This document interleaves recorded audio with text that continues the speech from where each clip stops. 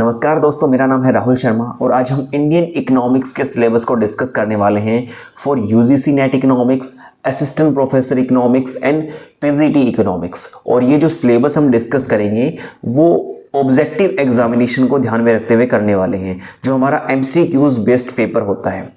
Indian economy का जो subjective examination के लिए जो पेपर होता है दोस्तों, उसका सिलेबस भी कुछ ना कुछ अलग होता है और उसको तैयार करने का तरीका भी अलग होगा। लेकिन आज का जो हमारा मेन मुद्दा है कि कैसे इंडियन इकोनॉमिक्स के सिलेबस को हम समझें और उसको कैसे तैयार किया जाएगा, उसके बारे में भी मैं बात करने वाला हूँ। दोस्तों, ये इंडियन इकोनॉमिक्स का सिलेबस है जो कि यूजीसी के द्वारा हमारे इकोनॉमिक्स के सिलेबस में 10th यूनिट के अंदर शामिल किया गया है, जिसमें इकोनॉमिक ग्रोथ का pattern, structure, agriculture, industry, service के structure of growth, major challenges, policy reforms, rural and urban development, foreign trade का structure, directions, BOP, foreign flow of foreign capital, trade policies, infrastructure development, इसके अलावा reforms in land, labour, capital markets, FRBM act, poverty, inequality and unemployment के ऊपर discuss किया गया है। तो इस सिलेबस को देखने के बाद एक स्टूडेंट के मन में आता है कि सिलेबस को कैसे कवर किया जाए, किस किस साइट्स के ऊपर जाया जाए, क्या ऑथेंटिक सोर्स हो सकते हैं, कैसे हम अपने नोट्स को तैयार करें। तो इन सभी चैलेंज को ध्यान में रखते हुए मैंने इंडियन इकोनॉमिक्स के सिलेबस को दोस्तों 10 पार्ट्स के अंदर डिवाइड किया है, जिसको आज हम डिस्कस करने वाले हैं। और इन 10 पार्ट्स को दोस्तों हम हमारी जो रात को क्लास होंगी 8 to 10 PM की हमारी लाइव क्लास होगी, मंडे, वेडनेसडे और फ्राइडे। इन 3 क्लासेस को आप ज्वाइन कर लीजिएगा। हमारे इसी चैनल के ऊपर ये लाइव क्लासेस होंगी, जिनको आप बाद में भी देख सकते हैं। ऐसा नहीं है कि मैं इसको फिर प्राइवेट कर दूंगा, ऐसा कुछ भी नहीं है। लेकिन जितने दर्शक या जितने स्टूडेंट उस लाइव क्लास को ज्वाइन करेंगे तो मेरा हौसला बढ़ेगा आपके लिए अच्छा और पावरफुल कंटेंट बनाने का।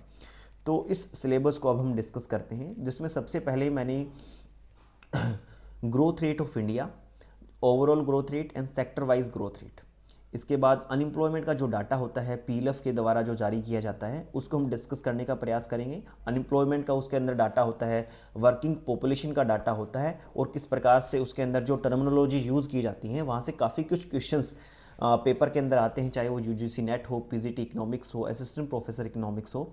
इसके अलावा जो नीति आयोग की रिपोर्ट्स हैं और नीति आयोग का जो बेसिक इंफ्रास्ट्रक्चर है उसके ऊपर हम डिस्कस करेंगे।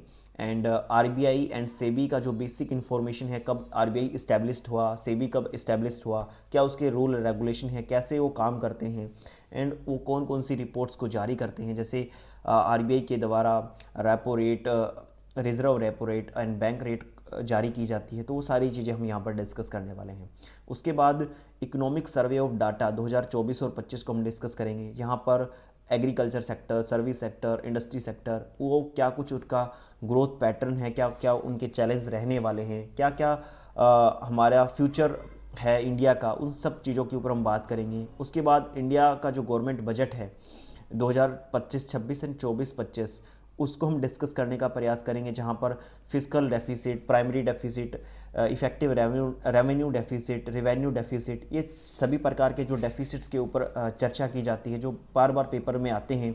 इसके अलावा गवर्नमेंट के बजट के अंदर गवर्नमेंट किन किन सेक्टर के अंदर कितना कुछ इन्वेस्टमेंट करने वाली है, किस पॉलिसीज़ के ऊपर कितना इन्वेस्टमेंट करने वाली है, वो सारा डाटा यहाँ पर दिया हुआ होता है, तो उसको भी हम डिस्कस करेंगे। एंड उसके बाद इंडियन की जो रैंक्स हैं, इंडिया की जो रैंक है मैनी रिपोर्ट्स के अंदर पब्लिश की जाती है, चाहे वो WTO हो, IMF हो, वर्ल्ड बैंक हो या फिर HDI और MPI की रिपोर्ट्स हों।